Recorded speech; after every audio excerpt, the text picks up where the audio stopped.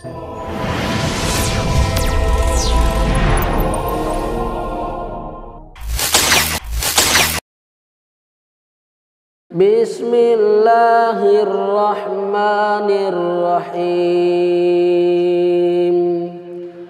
La uqsimu bihadzal balad wa anta hillun bihadzal balad wa walidin wa ma walad. Laqad khalaqnal insana fi kabad. Ayahsabu an lan yaqdira alayhi ahad. Yaqulu ahlaktu malan lubada. Ayahsabu an lam yarahu ahad. Alam naj'al lahu 'ainain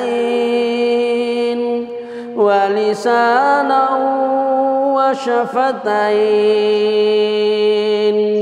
wa hadainahun najdain falaqtahamal 'aqabah wa ma adraka mal 'aqabah. Fakku raqabah au it'amun fi yaumin dhi masghabah yatiman dha maqrabah au miskinan dha matrabah. ثم كان من الذين آمنوا وتواصوا بالصبر وتواصوا بالمرحمة. أولئك أصحاب الميمنة. والذين كفروا بآياتنا هم أصحاب المشأمة. عليهم نار مؤصدة.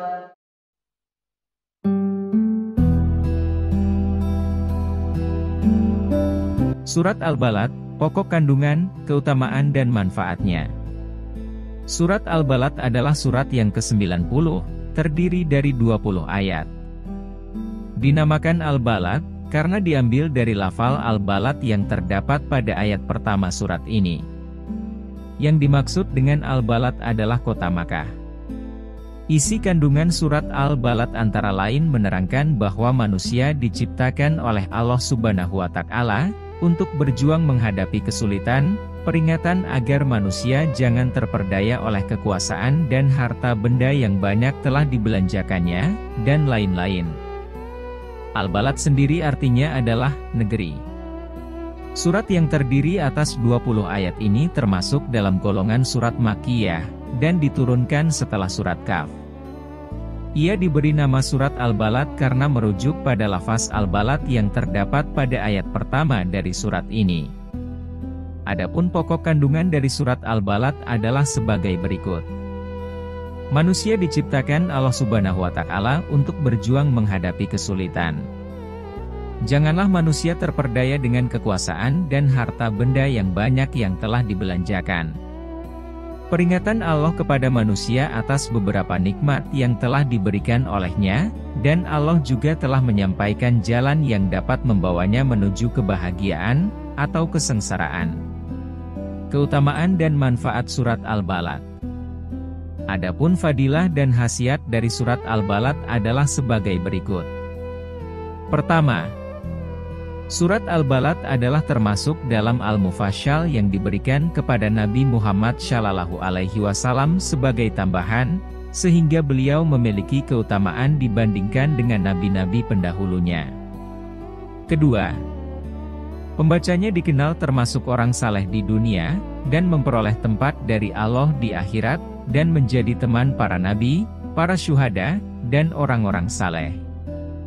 Abi Abdullah berkata, barang siapa yang membacanya, surat Al-Balad, di dalam salat fardu, maka ia di dunia dikenal termasuk orang-orang saleh, di akhirat dikenal sebagai orang yang memperoleh tempat di sisi Allah Subhanahu wa Ta'ala, dan di hari kiamat ia bersama para nabi, para syuhada, dan orang-orang saleh.